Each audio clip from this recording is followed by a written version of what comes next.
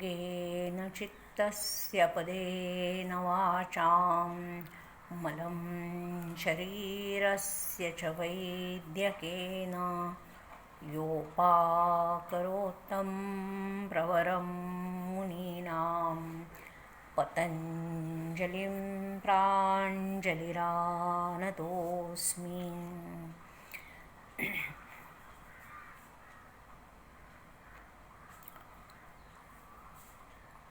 प्रत्येक जीवाला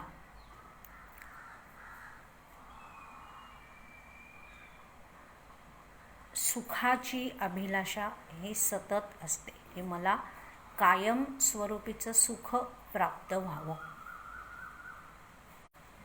मी कायम आनंदामध्ये असावं आणि याकरता आपण प्रयत्नशील असतो. आपण शरीराची काळजी घेतो, आपल्या घराची काळजी घेतो, आपल्या मुलाबाळांची काळजी घेतो, आपल्या नातेवाईकांची, बायकोची, नवऱ्याची, किंबहुना शेजारपाजाऱ्यांची सुद्धा काळजी घेतो, निसर्गाची काळजी घेतो, आपल्या वाहनांची काळजी घेतो. आणि हे सगळ्या ज्या गोष्टी आहेत ह्यांची एकंदर गुणवत्ता चांगली कशी राहील, माझं शरीर हे जास्तीत जास्त सुदृढ, आकर्षक, लवचिक, ताकदवर कसं असेल, नंतर माझी बुद्धी अधिकाधिक सुदृढ, अधिकाधिक प्रकाशमान आणि एकाग्र होणारी कशी असेल, तसंच माझं वाहन हे जास्तीत जास्त मला सुख कसं देईल. मग त्याची टायर अमुक प्रकारची असतील तर ती पंक्चर होणार नाहीत, त्याला अशा प्रकारची विंडशील्ड लावली तर मला ऊन लागणार नाही किंवा वारा लागणार नाही. असं आपण सतत प्रयत्नशील असतो की मी आणि माझ्या अवतीभोवती मला सुख देणाऱ्या ज्या म्हणून गोष्टी आहेत ह्या साऱ्यांची गुणवत्ता चांगली कशी राहील. माझ्या सोसायटीचं दार, माझ्या सोसायटीत मी चढून येतं तो जिना किंवा तिथली लिफ्ट किंवा आमचा बंगला असेल तर बंगल्यातली बाग ही उत्तम कशी असेल, आपली पाण्याची टाकी ही गळणार नाही. तर असं अनंत प्रकारे आपण स्वतःला सुखी, समाधानी, आनंदी ठेवण्याचा प्रयत्न करत असतो. आणि हा प्रयत्न केवळ आत्ताचीच माणसं करतायत असं काही नाही आहे.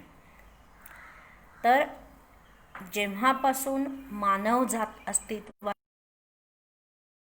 संभावना विविध प्रकारचे जीव, तसं निसर्गामध्ये पहिल्यांदी एकपेशीय जीव पाण्यामध्ये निर्माण झाला. म्हणून आपले जे दशावतार आहेत हे त्याच्याप्रमाणे की जीवांची एकंदर क्रमावस्था कशी आहे. पहिला सगळ्या म्हणजे जीवशास्त्रांनी, रसायनशास्त्रांनी, सर्व प्रकारच्या शास्त्रांनी आणि आपल्या सगळ्या वेदपुराणांनी मान्य केलेला पहिला जीव हा पाण्यामध्ये एकपेशीय निर्माण झाला. म्हणून आपला पहिला अवतार आहे मत्स्यावतार. मग दुसरा जीव असा की जो पाण्यातही राहतो आणि पृथ्वीवर पण चालू शकतो, म्हणून कूर्म म्हणजे कासव. मग त्यानंतर वराह की ज्याने पृथ्वी तयार करण्याचं काम केलेलं आहे. आपल्याला जे आत्ता ज्या सरफेसवरती आपण राहतो पृथ्वीच्या, तर तो सरफेस हा बनण्यामध्ये या वराह अवताराचं खूप मोठं काम आहे की जो जास्त करून पृथ्वीवर आहे पण फक्त काही मर्यादितच गोष्टी तिथे तो जीव करू शकतो. तर एकूण अशी सगळी अनंत वर्षांपासून ही जीवांची यात्रा चालू आहे. कदाचित याच्या मागच्या जन्मात आपण काहीतरी वेगळे असू, त्याच्यापेक्षा मागच्या जन्मात आपण कोणीतरी वेगळे असू, आपल्याला माहिती नाही. आपण कदाचित कोंबडा असू, आपण कदाचित गाढव असू, आपण कदाचित इंद्रदेव असू, आपण कदाचित एखादी अप्सरा असू, किंवा आपण एखादा काय रातकिडा पण असू शकतो, काहीही असू शकतो, एखादी वनस्पती पण आपला मागचा जन्म असू शकेल. तर अनंत जन्म ही सगळी आपला प्रवास अनंत जीवात्म्यांचा चाललेला आहे. आणि ह्या अनंत प्रवासामध्ये सतत प्रत्येक जीव हा स्वतःला सुखी, आनंदी, समाधानी करण्याकरता सतत प्रयत्नशील असतो. आता पावसामध्ये बघा, सगळी मांजरं, कुत्रे स्वतःला सुरक्षित करायचा प्रयत्न करतात. पाऊस पडला की सरपटणारे प्राणी जमिनीतनं बाहेर येतात आणि स्वतःला सुरक्षित जागेत नेतात. का? तर त्या जमिनीमध्ये पाणी शिरतं. त्यामुळे सुखाचा शोध, समाधानाचा शोध ही माणसाची किंवा कुठल्याही जीवाची, माणसाचीच असं नाही, ही नैसर्ग प्रवृत्ती आहे, नैसर्गिक गोष्ट आहे. जसं नैसर्गिक आपण अन्न खाल्लं की ते पचतं आणि त्याच्यापासून ऊर्जा मिळते आणि आपल्याला शौच होतं, अन्न खावंसं वाटतं. तर हे जितकं नैसर्गिक आहे, किंवा स्त्रियांना पुरुषांच्या शरीराचं आकर्षण आहे, पुरुषाला स्त्रीच्या शरीराचं आकर्षण आहे, ह्या जितक्या नैसर्गिक गोष्टी आहेत तितकं सुखी व्हावं, समाधानी व्हावं, आनंदी व्हावं, ही नैसर्गिक गोष्ट आहे. पण जसा जसा माणूस योनीमध्ये जीवांचा एकंदर ठहराव व्हायला लागला, किंवा विविध जीव तयार होत होत होत होत आपण असं म्हणू की एका टप्प्यावरती मानवासारखा जीव तयार झाला. आणि मग त्याला तुम्ही देव म्हणा की निसर्ग म्हणा, सर्व इतर प्राण्यांच्या पेक्षा माणसामध्ये सगळ्यात महत्त्वाची गोष्ट काय आहे? तर 2 गोष्टी आहेत. माणसाच्या हातामध्ये निसर्गाने खूप कौशल्य दिली आहेत. म्हणजे आपण आपल्या हाताने भांडी बनवू शकतो, लिहू शकतो, कॅमेऱ्यावर शूटिंग करू शकतो, भरतकाम करू शकतो, झाडं तोडू शकतो, झाडं लावू शकतो, झाडांना पाणी घालू शकतो. तर हे हाताचं कौशल्य दिलेलं आहे. शरीराच्या दृष्टीने बघितलं तर एक भाग. पाठीचा कणा हा ही जी ऊर्ध्वगती कुंडलिनी आहे, ही मस्तकाकडे नेण्याकरता म्हणून माणसाच्या शरीराची विशिष्ट रचना अशी निसर्गाने केलेली आहे. अन्य प्राण्यांमध्ये ती शक्यता नाही आहे. अन्य प्राण्यांचा पाठीचा कणा हा जमिनीला समांतर असतो आणि त्याची रचना ही माणसाच्या रचनेपेक्षा थोडी वेगळी असते. आणि तिसरं, विवेक करण्याची शक्ती. म्हणजे प्राण्यांनासुद्धा सुख, दुःख, आनंद आपलं तुपलं असतं, पण प्राण्यांमध्ये विवेक म्हणजे विशिष्ट प्रकारांनी विचार करण्याची जी पद्धत आहे ती प्राण्यांमध्ये नाही आहे. म्हणजे आपण स्मृतीला अनुसरून विवेक करतो की आत्ता मला अमुक अमुक परिस्थितीत मी कसं वागायला पाहिजे. हा एक विशेष प्रकारचा असा विवेक हा माणसापाशी आहे. आणि दुसरं महत्त्वाचं अंग असं आहे की इतर ज्या योनी आहेत, म्हणजे इतर जे जीव आहेत यांना भोगयोनी म्हणतात. भोगयोनी ह्याचा अर्थ काय की त्यांनी जे काही पूर्वीचं कर्म केलेलं आहे त्या कर्मानुसार त्यांना तो जीव फक्त प्राप्त होतो. ते आपल्या कर्माचा जो एकंदर जो ताळा आहे किंवा त्याचं जे काही आपण खातं आहे त्या खात्यामध्ये इतर जीव बदल करू शकत नाहीत. म्हणजे उदाहरणार्थ की माझ्या हातनं आज कोणाच्या तरी वैष्णवीच्या बाबतीमध्ये काहीतरी चूक झाली, मी वैष्णवीचा अपमान केला, वैष्णवीला 2 फटके मारले, तर मी पाप केलं आहे.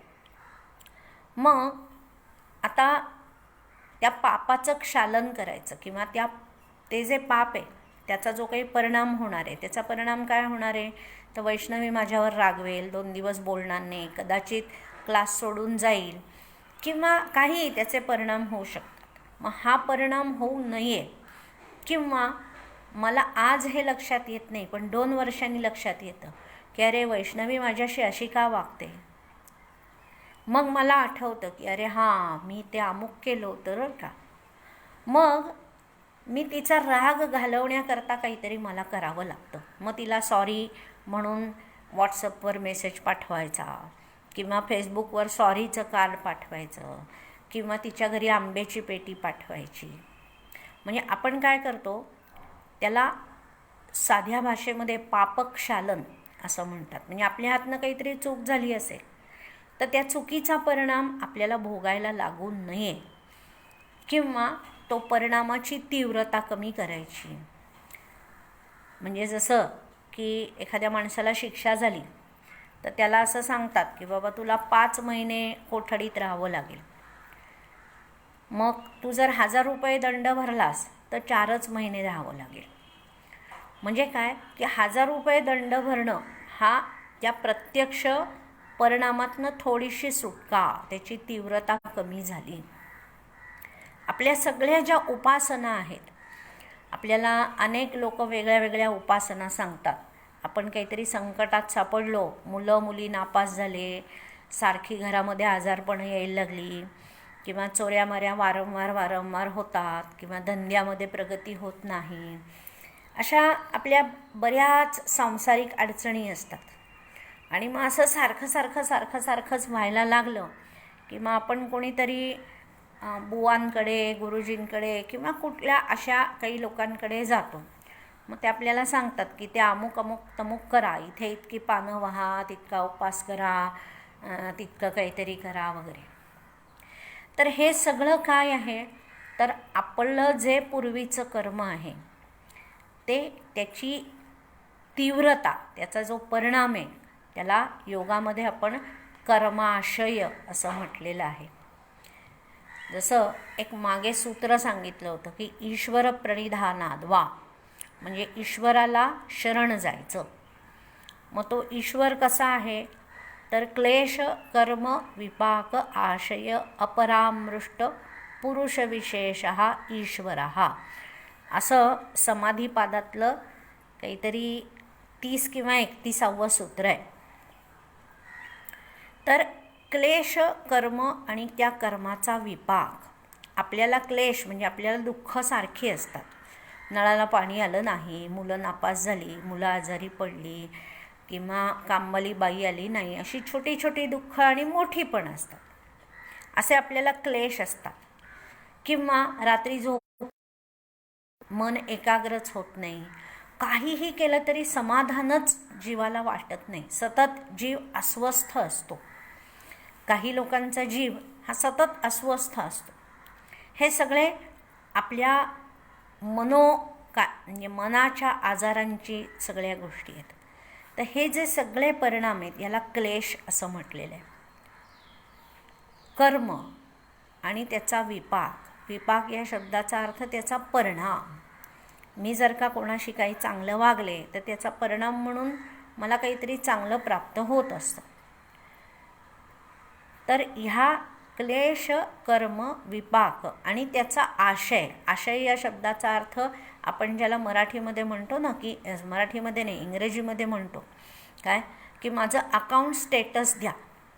तुम्हाला ज्या वेळेला फोनचं बिल सारखं वाढवून येतं, मग आपण तिथे जातो आणि त्यांना सांगतो की नाही, ते माझं स्टेटमेंट दाखवा.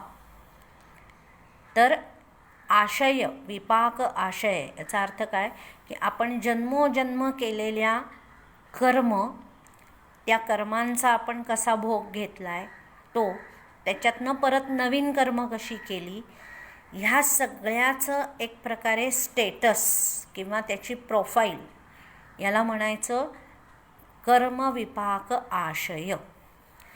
आणि मग तो एक आपला प्रत्येक जीवाचा तयार होतो.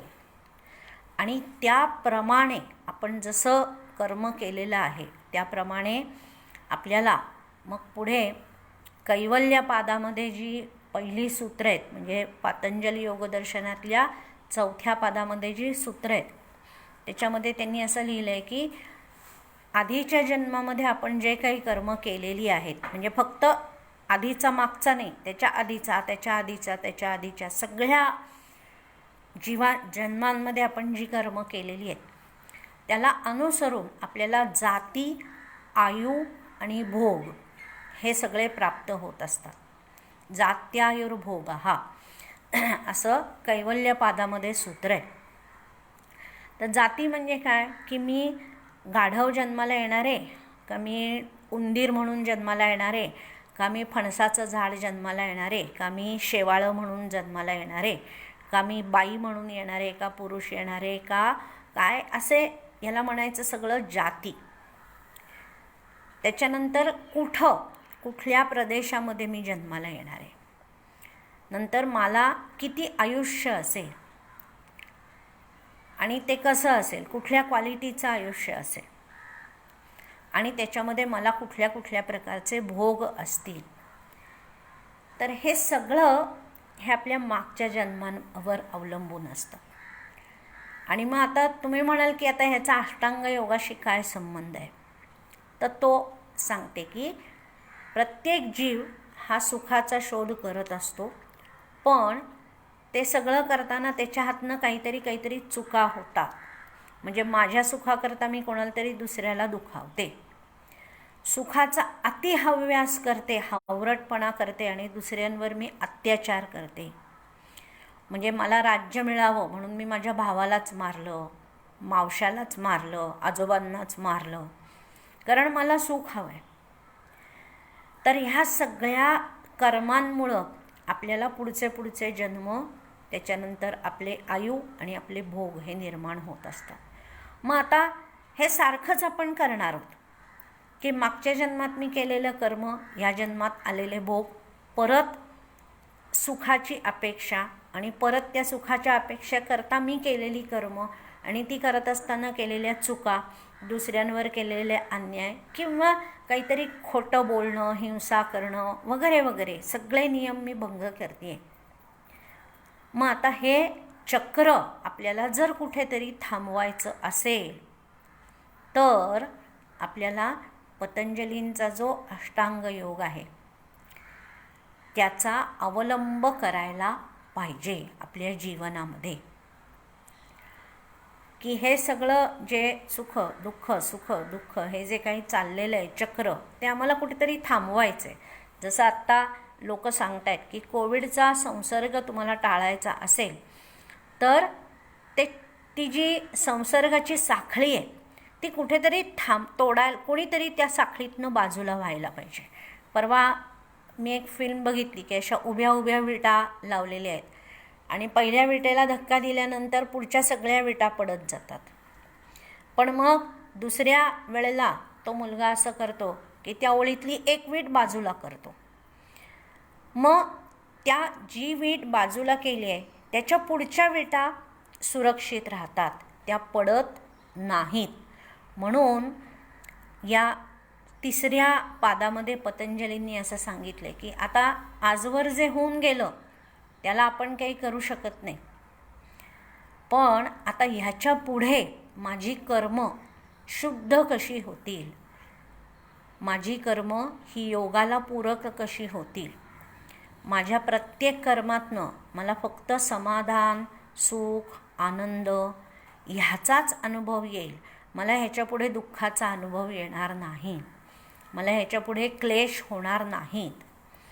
असं जर करायचं असेल आपल्याला तर हानोपाय असं ह्या आपल्या साधनपादातलंच एक सूत्र आहे की हा जो अष्टांग योग आहे तो काय आहे तर हानाचा उपाय. हान या शब्दाचा अर्थ विवेकपूर्ण वागणे, प्रत्येक गोष्टीमध्ये विवेक करायचा. म्हणून या साधनपादातलं एक सूत्र आहे, अष्टांग योग जिथे सुरू होतो तर तिथे विवेक ख्याती असा शब्द आहे. विवेक ख्याती याचा अर्थ एक्सपर्ट, तरबेज, कुशल, अति उत्तम प्रकारे विवेक करता येण्याची पात्रता म्हणजे ख्याती. तर ही विवेक ख्याती आपल्याला जर का साधता आली तर मग आपलं सगळे क्लेश संपून जातात, आपली दुःख संपून जातात. आणि मग प्रत्येक पुढचा क्षण, पुढचा प्रत्येक तास, प्रत्येक दिवस, प्रत्येक वर्ष ही समाधानामध्ये, आनंदामध्ये आपल्याला घालवता येतात. म्हणून तिथे पतंजली सांगतात की तुम्ही या अष्टांग योगाचा अंगीकार करा. तर हे आता प्रत्येकाने ठरवायचं की मी ह्याचा अंगीकार कसा करायचा. फक्त YCBची परीक्षा देण्यापुरतं काही सूत्र पाठ करायची किंवा योग शिक्षकाच्या परीक्षेकरता काही सूत्र पाठ करायची का, मला खरंच असं मनापासून वाटतं आहे की नाही, आता ही साखळी मला तोडायचीच आहे. ही सुखदुःखाचं सारखं जर चाललेलं आहे हे मला 100% तोडायचं आहे. आणि मग हे जर का अंतःकरणापासून वाटत असेल तर आपल्याला पुढचा हा जो तक्ता आहे, आपल्यासमोर एक तक्ता मी ठेवलेला आहे, तो ज्यांना नीट वाचता येत नसेल तर त्यांनी मला फक्त मेसेज करून सांगा. तुम्हाला मी फेसबुकवरती कुठेतरी हा तक्ता पाठवायची व्यवस्था करीन.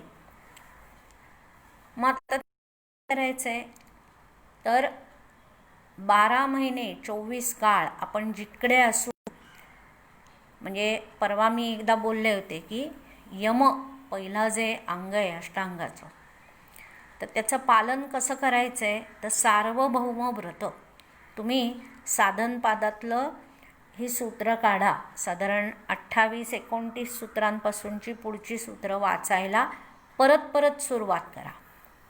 मग तिथे यमांच्या नंतर सार्वभौम महाव्रत असं उल्लेख येतो की 12 महिने, म्हणजे आता कोरोना आहे मग मी आता हिंसा करीन असं नाही करून चालणार. किंवा मी आता कुठेतरी पिकनिकला गेली आहे मग मी दारू प्यायली तरी चालेल, तर असं करून चालणार नाही. कायम प्रत्येक माणसाबरोबर, मग आता अमुक ठिकाणी गेलं की असं वागलं तरी चालतं, तर तसं नाही. प्रत्येक वस्तू, प्रत्येक जीवाबरोबर 12 महिने कसं वागायचं याचं शास्त्र म्हणजे यम आहे. त्याच्याबद्दल आपण आधी चर्चा केली, मी आज फार बोलणार नाही. दुसरं नियम.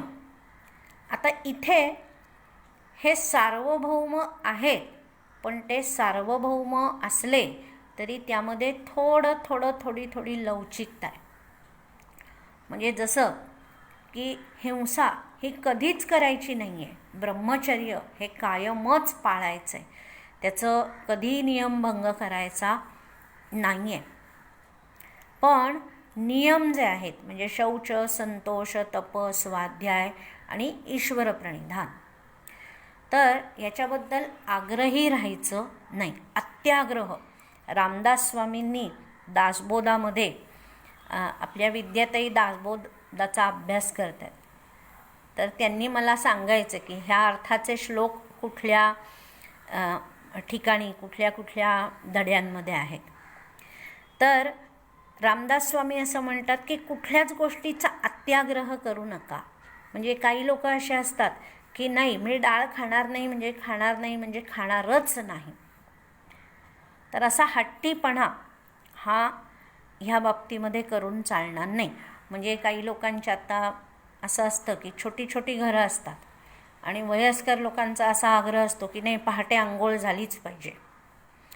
तर नाही, आम्हाला शौच महाव्रत पाळायचं आहे आणि आमच्या ह्या गोष्टींच्या आधी आंघोळ झालीच पाहिजे.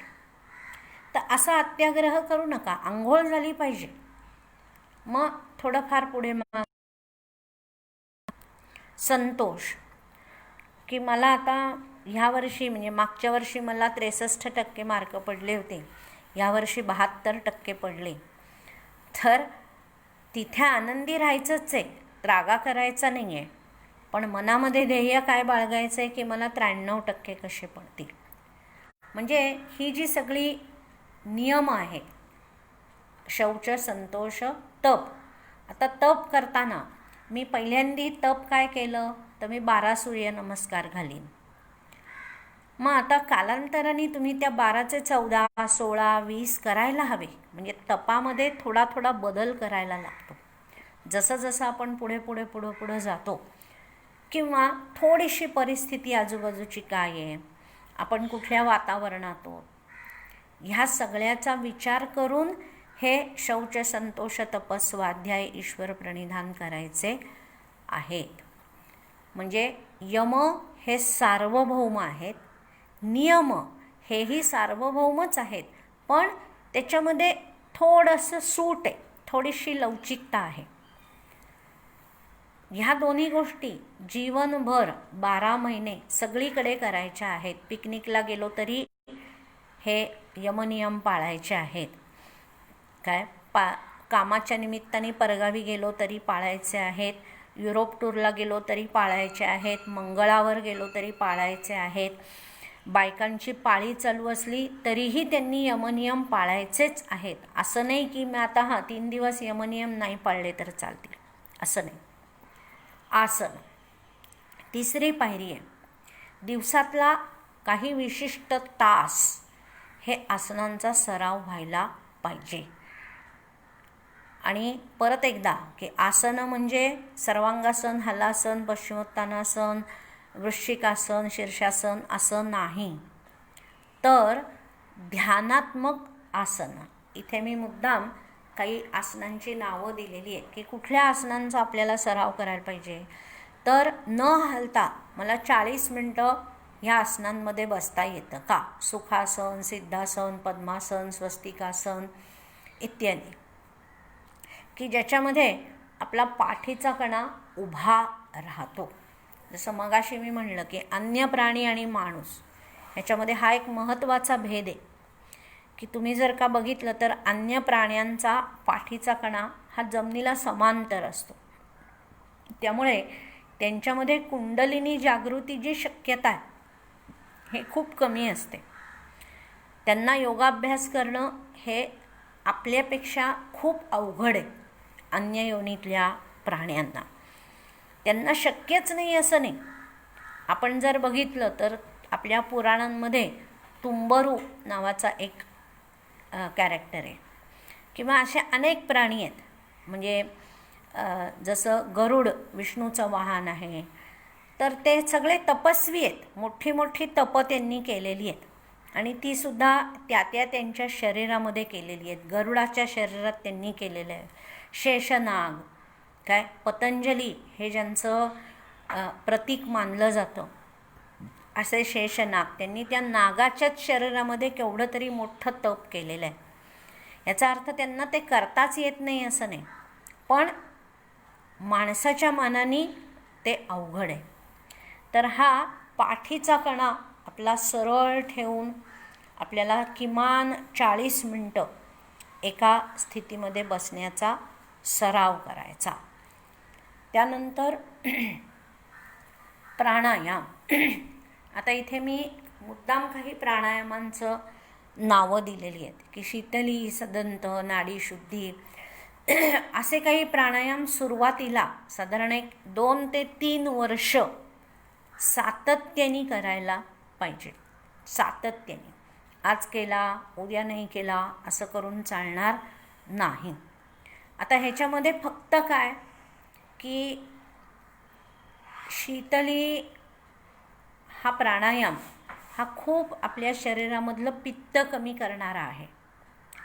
तर ज्यावेळेला खूप कफ वाढतो आणि शरीरातलं पित्त कमी होतं, म्हणजे भूक लागेनाशी होते किंवा मन अजिबात एकाग्र होत नाही, कारण की पित्त हे बुद्धी चांगली ठेवण्याकरता आवश्यक असतं. तेजतत्वापासून बुद्धी आणि पित्त ह्या 2 गोष्टी तयार होतात आणि त्यामुळं आपल्याला पित्ताची पण योग्य प्रमाणात आवश्यकता असते. मग ते एकदम कमी झालं तर त्यावेळेला फक्त शीतली करायची नाही. किंवा ह्या उलट कधीतरी खूप पित्त वाढलं आहे, सारखं असं मळमळतं आहे, जीव भयंकर अस्वस्थ आहे, डोकं दुखतं आहे, डोळे खूप गरम झालेले आहेत, काही लोकांना कानातनं वाफा येतात, सतत घशामध्ये जळजळतं, उलटी होते, किंवा शरीर सगळं कोरडं पडतं, तर अशा वेळेला मात्र भस्त्रिका ही कमी प्रमाणात करायची. आता ती किती करायची कुंडलिनीच्या दृष्टीने किंवा आपल्याला पुढे धारणा करण्याच्या दृष्टीने, हे सगळं आपल्याला वैयक्तिक स्तरावरती तज्ज्ञ माणसाकडनं समजून घ्यायला पाहिजे. मग प्रत्याहार. तर ह्या प्रत्याहार, धारणा, ध्यान आणि समाधी ह्याच्याविषयी आपण मागे सूत्रांमध्ये सांगितलेलंच आहे. फक्त आत्ता थोडक्यात सांगणार आहे की प्रत्याहार म्हणजे आपलं जे विखुरणारं शक्ती आहेत त्यांना परत एकत्र आणण्याची क्रिया म्हणजे प्रत्याहार आहे. मग ती करत असताना त्या सगळ्या गोष्टींचं महत्त्व किती आहे. काल मी ज्या एका गुरुजींकडे शिकायला जाते, आदरणीय वामनराव कोल्हटकर, इथे जे श्रोते आहेत त्यांच्यापैकी अनेकांनी त्यांचं व्याख्यान ऐकलेलं आहे. तर त्यांचं मी एक पुस्तक वाचते आहे. तर त्याच्यामध्ये वेगळ्या वेगळ्या उपनिषदांमध्ये, वेगळ्या वेगळ्या पुराणांमध्ये प्रत्याहाराचं वर्णन कसं आहे, तर त्याच्यात त्यांनी सांगितलं आहे की आपल्या स्वतःच्या शरीराचाच प्रत्याहार परत परत करायला पाहिजे. म्हणजे मला हे पाय नकोच आहेत, मला हे हात नको आहेत, मला हे पोट नको आहे, मला हे डोळे नको आहेत, मला हे कान नको आहेत, किंवा त्यांचं आता काम बंद पडून जावं अशा प्रकारचा एक विचार करायचा आहे. किंवा त्यांच्याकडनं झालेली जी चुकीची कर्म आहेत ती आता नाहीशी झाली पाहिजे, अशा प्रकारचं प्रत्याहाराचं वर्णन त्या सगळ्या वेगळ्या वेगळ्या उपनिषदांमध्ये येतं. तर असं हे एक जरा गूढ गोष्ट आहे. मी कधीतरी ह्याच्यावरती मुद्दाम बोलीन की आपण जो प्राणायाम करतो आणि पुढे प्रत्याहार करतो, तर हा विशेषतः प्राणायाम आपली काय समजूत असते की आपण श्वास घेतला की तो फक्त फुफ्फुसात जातो. तर तसं नाही आहे. आपण जी हवा घेतो ती आपल्या कानाच्या पोकळ्यांमध्ये जाते, डोळ्याच्या मागे जाते, मेंदूच्या पोकळीमध्ये जाते. आधी हवेचा प्रवाह हा वर टाळूकडे जातो, मग तिथून तो खाली उतरतो, घशामध्ये उतरतो, आणि तिथून मग हळूहळू त्याच्यातला काही भाग हा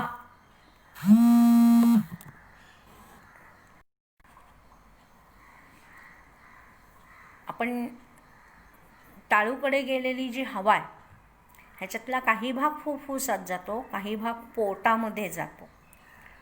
आणि मग हे सगळे जे अवयव आहेत या काही बंद पिशव्या नाही आहेत, 100% बंद पिशव्या नाही आहेत. आपली फुफ्फुसं ही सुद्धा 100% अशी काही पूर्ण बंद पिशव्या नाही आहेत. त्याच्यामध्ये अगदी बारीक बारीक छोटीशी छिद्र, किंवा ज्याला आपल्या शरीरशास्त्रामध्ये इंग्रजीमध्ये सेमी परमिएबल मेम्ब्रेन असं म्हणतात.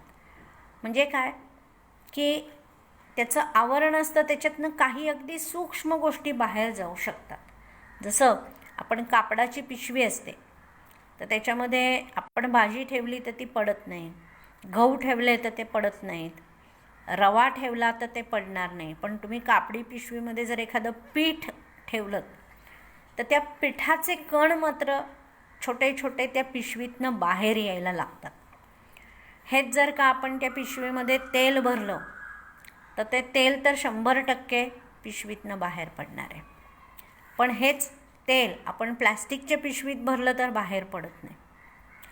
तर हा जो विणलेला धागा असतो याच्यामध्ये अगदी छोटी छोटी छोटी छिद्र असतात. तशी आपल्या शरीराच्या सगळ्या अवयवांना अगदी छोटी छोटी छोटी छिद्र आहेत. म्हणजे उदाहरणार्थ आपली ही जी श्वासनलिका आहे त्या श्वासनलिकेच्या आतमध्ये कितीतरी चेतातंतू आत शिरतात, कितीतरी रक्तवाहिन्या आत शिरतात. मग हे जिथे जिथे आत शिरतात आणि बाहेर पडतात तिथे तिथे बारीक अशी छिद्र राहतात थोडीशी.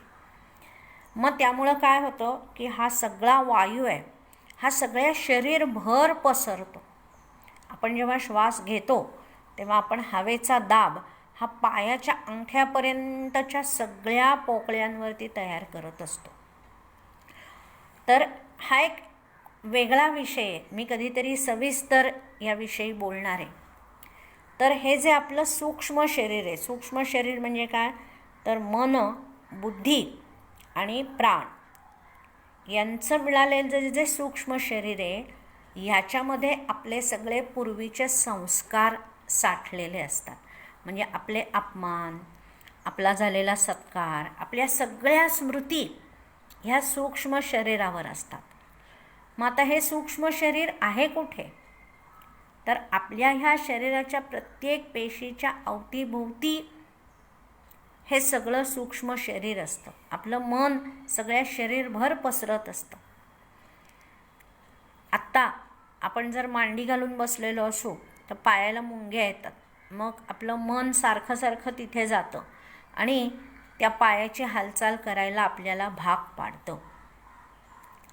तर हे जे आपलं सूक्ष्म शरीर आहे हे आपल्याला शुद्ध करायचं आहे आणि त्याचं शुद्धीकरण करण्याची प्रक्रिया म्हणजे प्रत्याहार आहे. मग एका बाजूला ते शुद्ध करायचं आहे, पूर्वीच्या गोष्टी काढून टाकायच्या आणि नवीन दोष आतमध्ये येता कामा नये. म्हणजे जसं की आता पाऊस आला की बरेच लोक दुचाकी वाहनाच्या सीटला वरनं एक प्लॅस्टिकचं कव्हर घालतात. का, तर ते आतलं कव्हर भिजू नये म्हणून प्लॅस्टिकचं कव्हर घालतात. माझी सायकल आहे, आता त्याला मडगार नाही आहे, मागे जे चिखल वाचवणारं जे कव्हर असतं तर ते आता मला लावायला पाहिजे, नाही तर मग माझे कपडे भिजतील चिखलाने. तर तसं ह्या सूक्ष्म शरीरावरती नवीन चुकीच्या काहीतरी स्मृती, चुकीचे अनुभव येऊ नये याच्याकरता सावध राहावं लागतं. म्हणजे माझा जर कोणी अपमान केला तर त्याची स्मृती आता मला कोरून ठेवायची नाही आहे, तो मला विसरून जायचा आहे, तो मला माझ्या चित्तातनं नाहीसा करून टाकायचा आहे. मला वाटणारी भीती आहे त्याचं स्मरणचित्र तयार करून ठेवायचं नाही, लोकांना सांगायला की अरे मी तिकडे 5 जूनला अमुक अमुक रात्री जाताना इतकी मला भीती वाटत होती. मग आपण मनामध्ये तो अनुभव कोरून ठेवतो. तर आता पतंजली म्हणतात की तसं काही करू नका, ते सगळं विसरून जायचं.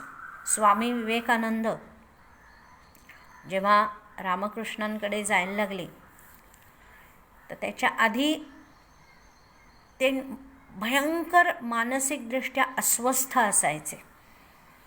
कुठल्याही प्रकारे त्यांना स्वस्थता मिळायची नाही.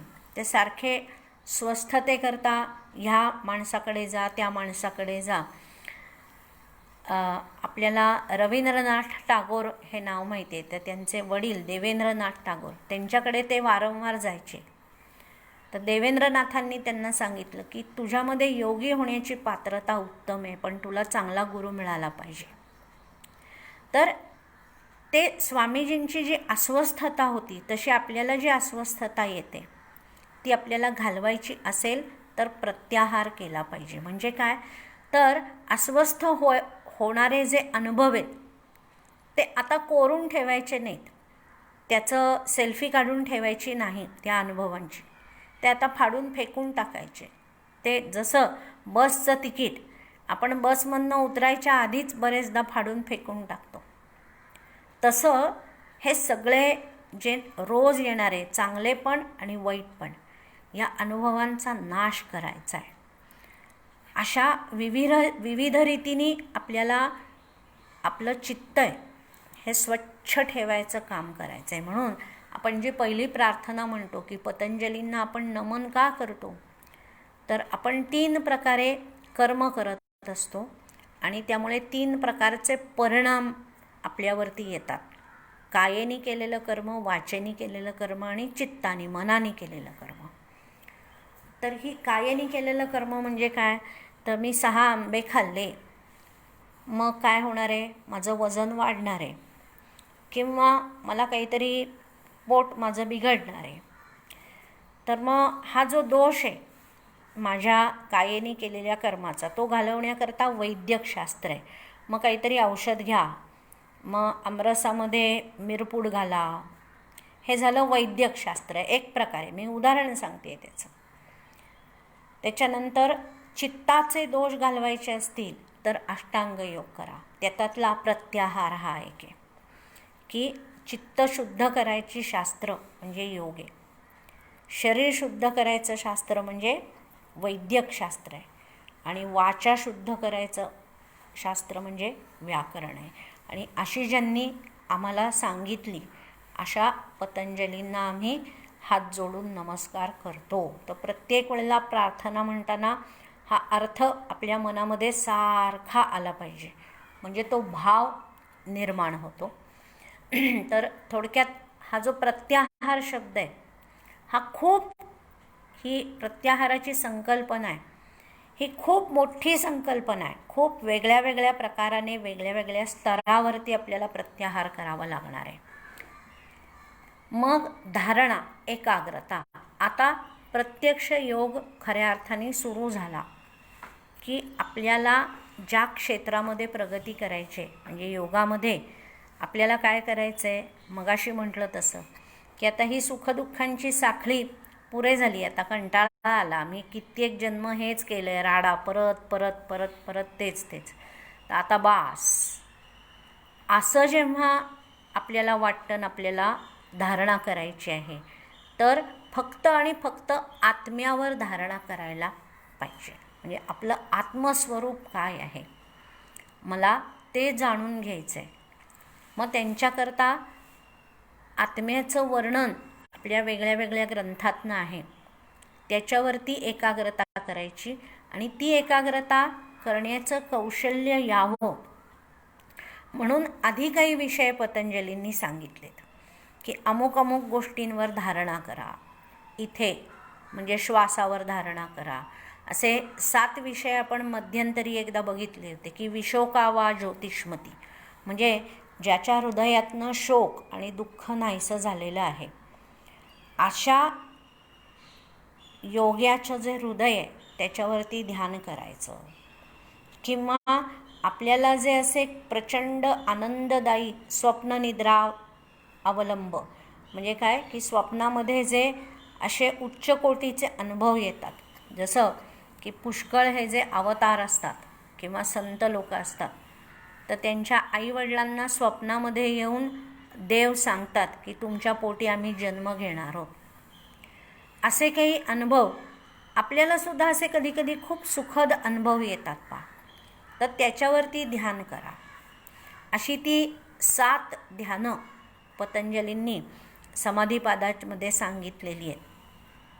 तर त्याच्यावरती ध्यान करत करत करत आपलं कौशल्य वाढवायचं, आणि हळूहळू वितर्क, विचार, आनंद अशा आणि अस्मिता अशा प्रकारे ध्यान करत करत करत शेवटी मुख्य आपल्या आत्मस्वरूपावरती ध्यान करायचं.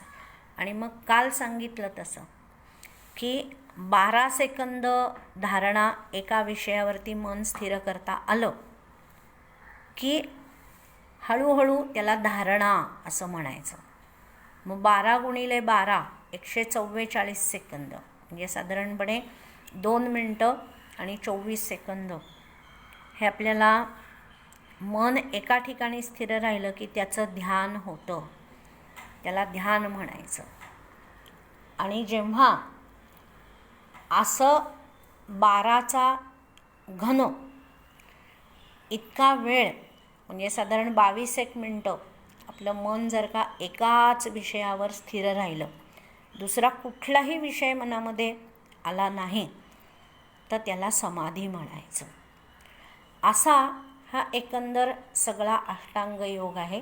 आणि तो आपण आपापल्या क्षमतेनुसार, आपापल्या ज्याला आपण म्हणतो की आपल्याला संसारातलं कटकटी कमी करायच्या आहेत असं ज्यांना मनापासनं वाटतंय, म्हणजे त्याला योगामध्ये म्हणतात की आता वैराग्य आलं, की आता जीवनाचं आकर्षण संपलं, आता नवीन नवीन कपडे घ्या, गाड्या घ्या, फ्लॅट घ्या, मुलांच्या शिक्षणात लक्ष घाला, मग मला नातू झाला पाहिजे, मग त्या नातवाला बक्षीस मिळालं पाहिजे.